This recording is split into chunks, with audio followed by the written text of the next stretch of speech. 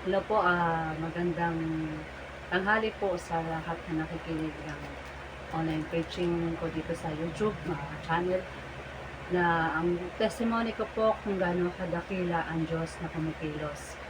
Ah, hindi po ako nakakapag-preach dahil po nagkaroon po ako ng problema operation ko nung na-operahan po ako. Mga ilang buwan, 2 buwan ata po at hindi ako nakapag-preach dahil po sa problema ko, hinatake po ako ng hika. Yung heart ko is parang ma, nawalan ng hininga, mapapatid po yung heart ko, yung lungs ko. Pabalik-balik po ako sa doktor at yung tahi ko.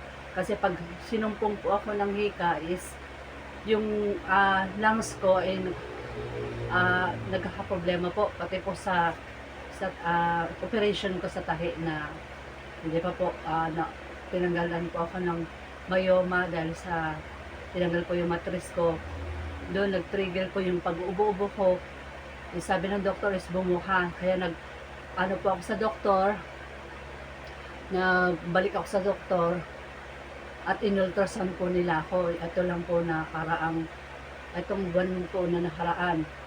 Last March. Itong March po, itong last week, 2 weeks ago, last week, na sabi nag-ano po sa akin, nag-ultrasound. Sabi po is okay, 4 times akong in-ultrasound ng doktor dun sa nag-ultrasound. Sabi naman po ng doktor sa akin, okay naman po daw yung aking tahi sa pagkaka-opera. 4 times ako ng doktor ko na pina-ultrasound pero wala talaga sila nakita. Tapos sabi, bumalik ako, sabi ng doktor ko is ooperan muli ako bibiyakin uli yung tiyan ko dun sa may problema po daw yung aking tawag ito, yung sabi ko na magkakabuhol daw. Tapos sabi niya sa ano daw po yung sa tahi ko po daw yung kalahati po nun is excuse me tatahiin po muli. Nagulat naman ako kung tatahiin muli yung kalahati, di hindi ma-open yung yung sa bituka ko. Doon ako binigyan ng Panginoon ng wisdom. At sabi niya is kalahati lang. Pero sabi niya doon sa una is magbubuhol-buhol daw yung sa bituka ko kasi di pa wala na po ako matris, tinanggal na po. Doon ako napaisip. Tapos sabi ng ultrasound sa akin is okay naman daw yung yung ultrasound ko. Pero sabi ng doktor ko, ooperan daw ako muli, bubuksan uli yung tahi ko dun sa operation ko dati. Itong last year po ng June ako na-operan. June 25, 2005 ako, 5 ba o 2005 yung na-operahan po ako. Pero dun po ako nabahala na bakit bubuksan muli yung aking tahi is daw may problema. Pero sabi po sa ultrasound is okay.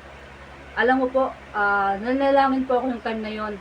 Sabi ko, Lord, di ba sabi mo kapag yung una ako na-operahan nung tinanggal yung matris ko, sabi mo sa akin, ni-reveal mo sa akin, nahahayo ako sa kalsada. Pero parang ma-operan ako ulit. Pero po, praise God po, binigyan ako ng Lord ng wisdom. Hindi po ako nagpa-opera. Pinanghawakan ko po yung pangako ng Diyos. Di ba sabi mo, Lord, yung nananalangin po ako, di ba sabi mo, Lord, hahayo pa kami?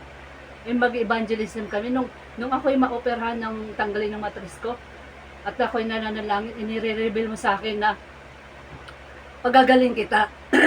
Excuse me. Pagagalingin kita pero hayo ka sakali. Kaya yun po yung faith ko, yung pananampalataya ko sa Diyos na sinabi niya sa akin, pagagalingin kita, hahayo ka pa sakali. Yung pinanghawakan ko po yun. Hindi po ako hindi ko po ulit pinabuksan yung tiyan ko sa tatahiin daw mayroong parang natanggal doon sa tahi sa pinakagitna. Kaya doon po ako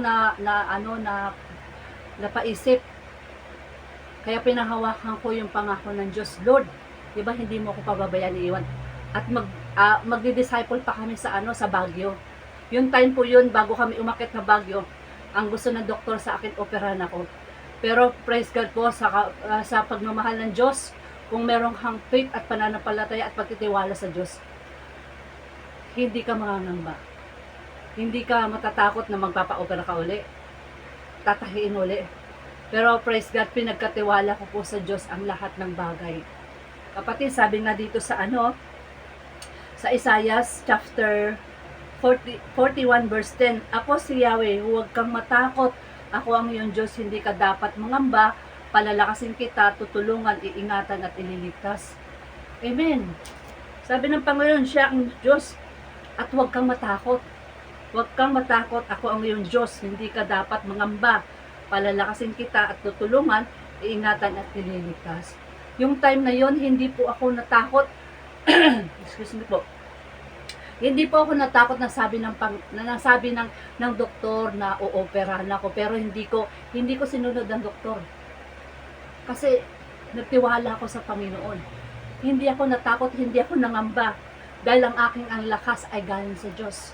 Dahil di ba tinubos na tayo sa ating mga kasalanan sa cross ng Kalbaryo dahil sa mga dugot latay ay binigyan tayo ng kagalingan. Kapag meron po tayong pananampalataya, ipagkatiwala po natin sa ating Panginoon ang lahat ng mga bagay, hindi ka matatakot. Dahil ang Diyos na tinatawag mo ay makapangyarihan. Dahil ang Diyos na tinatawag mo ay naglikha sa iyo. Amen po ba? Instrumento po ang doktor, pero kapag nagtitiwala ka sa Diyos, pag sinabi ng Panginoon ng araw na bago ako operahan, nung tinanggal ang matris ko, palalakasin kita, pagagalingin kita, sabi ng Panginoon, pagagalingin kita, pero hayo ka sa kalye.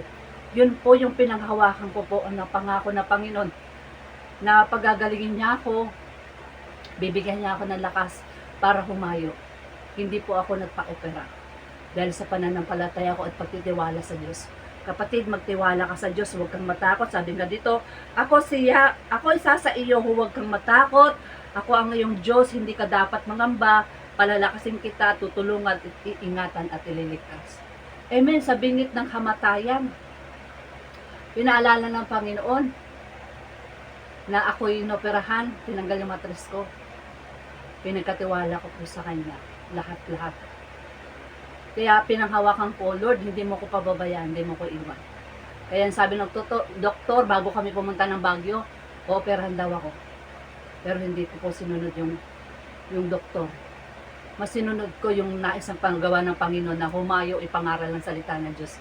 Kasi nalalapit na ang pagbabalik ng Diyos. Tayong lahat ay tinatapik ng Diyos. Tayong lahat ay nais ng Diyos magbalik loob sa Kanya. Kapatid, hindi maliligtas ang reliyon. Ano reliyon mo? Ang nais ng Panginoon sa atin magkaroon tayo sa Kanya na relasyon. Mahal na mahal tayo ng ating Panginoon. Kaya huwag kang manghinahan kung ano man ang mga nasakit, nararamdaman mo, problema man yan. Lumapit ka sa Panginoon dahil ang Diyos ay hindi nagpapabaya. Mahal tayo ng ating Panginoon. Kinukumpleto niya lang ang mga tinalaga niya sa aklat ng buhay bago siya bumaba. Kapatid, ready ka na ba sa muling pagbabalik ng Diyos? Na maabutan kang, meron kang pananampalataya, naabutan kang naglilingkod sa Panginoon. Masarap po maglingkod sa Panginoon. Dumadaan ka sa pagsubok, dinadalisay ka ng Panginoon sa apoy kung tunay ka ba o susuko ka na ba sa mga pagsubok na naranasan mo. Dinadalisay tayo sa apoy kung tayo ba ay susuko o manghinaan ng loob. Bibitiw ba sa pananampalataya? Kapatid, mahal tayo ng Panginoon. Kaya doon tayo sinusubok ng ating Panginoon kung gaano tayo katatag. Kahit dumaan ako sa mga pagsubok na naranasan ko sa karamdaman, nandun na yun ang hina ng aking katawan. Kapag hindi ka na nakakapag lumapit sa Panginoon, hindi ka nakakapagbasa ng Bible, hindi ka na nanghihina spiritual, nagdadry na yung fake ang katawan mo sa Panginoon dahil nawala ka sa Panginoon. Ako nawala po dahil hindi na po ako nakapag-praise. Lagi akong tinatapik ng Panginoon na mahalaga yung pagbabahagi ng salita ng Diyos. Kaya nga bilang tinawag ako ng Panginoon, prophetic name ko nung ako'y nag-encounter preachers na gampanan ko ang nais na pinapagawa ng Panginoon. Ako po yung minsan ay lumalayo sa Diyos. Ako po minsan hindi na po ako dumating ako sa dry na, no, na wala sa Panginoon, hindi ko na nagagawa ang kalooban ng Diyos. Minsan susunod ko na yung sarili ko. Kaya kapatid, mahal tayo ng Diyos, tatapikin at tatapikin tayo ng ating Panginoon. Ganun po ang nangyari sa buhay ko. Nanghina ang aking katawan, ang aking spiritual na relasyon sa Diyos, na wala po yun. Pero sa kabutihan ng Panginoon, tinapik niya ako. Kapag pala anak ka ng Diyos, pinili ka ng Diyos na maghayag, wala kang ligtas. Tapikin ka pa rin ng Panginoon, kasi mahal tayo ng ating Diyos na nilalapitan. Ang nais ng Diyos sa atin, magkaroon tayo sa Kanya ng relasyon. Ang nais ng Diyos sa atin, magkaroon tayo ng pagmamahal sa Kanya. Dahil unang nagmahal sa atin ng Diyos. Kaya kapatid, ano mong pagsubok na naranasan mo, kapit ka lang. Kasi pilit tayo inaabot ng Diyos. Hindi niya tinitingnan kung ano ang karumihan mo. Hindi niya tinitingnan kung anong nakaraan mo. Mas tinitingnan ng Diyos yung pagmamahal natin sa Kanya. Kasi una tayong minahal ng Diyos. Yung pag-ibig ng Diyos ay wagas at tapat. Hindi nagbabago. Minsan tayo tumatalikod sa Panginoon, nawawala sa Panginoon, at nagbabackslide, pero minamahal tayo ng ating Panginoon. Ganon kadakila ang Diyos na nagmamahal sa atin. Kaya kapatid, huwag kang manghinaan ng loob na lumapit sa Panginoon, kasi mahal niya tayo. Hinahanda niya lang ang mga tinalaga niya sa aklat ng buhay.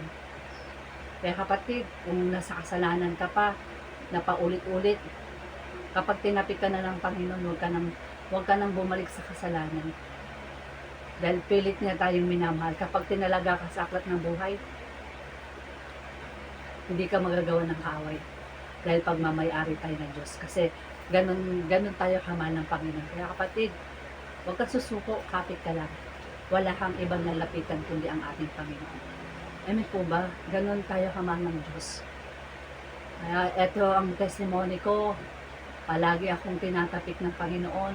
Ang nais ng Panginoon na tayo mangaral ng salita ng Diyos. Kaya nandun kami sa Baguio, grabe naranasan namin na binalik niya uli yung sigla. Ang nais pala ng Diyos sa atin na bilang tinawag ka, pinili ng Diyos na mag-preach.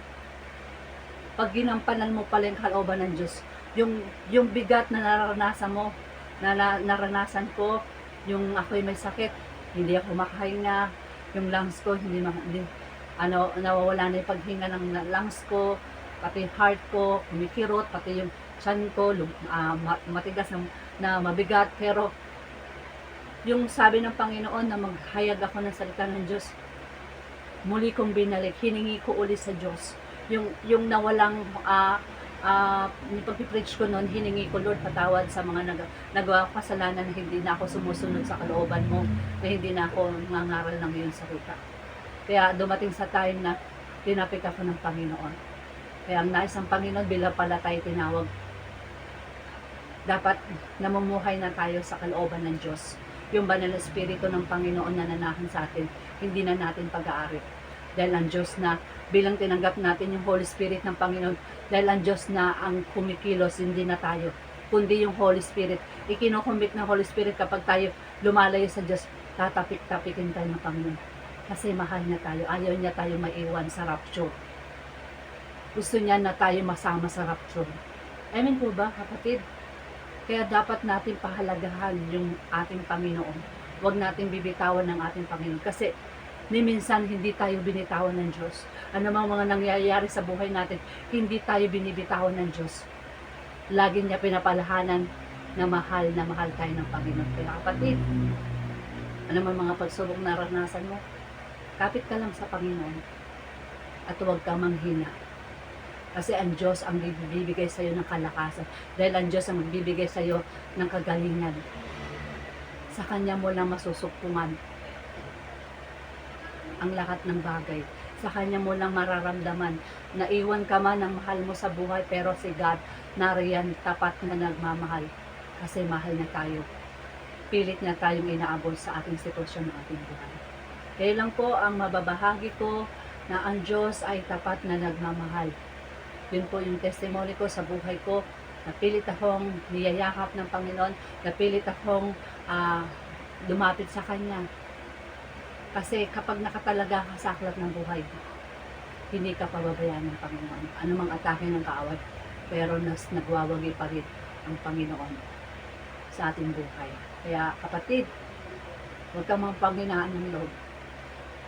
Andyan ang Lord, ano man nagawa mong kasalanan sa Panginoon, pilit kang inaabot ng Diyos kasi mahal na tayo. Ang tunay na paglapit sa Kanya, isuko mo lahat ng ating mga kasalanan sa Diyos. Pag sinuko mo, mararamdaman mo uli, mararanasan mo ang kapangyarihan ng Panginoon, mararanasan mo yung pag-ibig ng Diyos. Dahil sa Romans, di ba nga sabi po sa Roma chapter 5 verse 8, ngunit pinatunayan ng Diyos ang kanyang pag-ibig sa atin nang mamatay si Kristo para sa atin nang tayo makasalanan pa.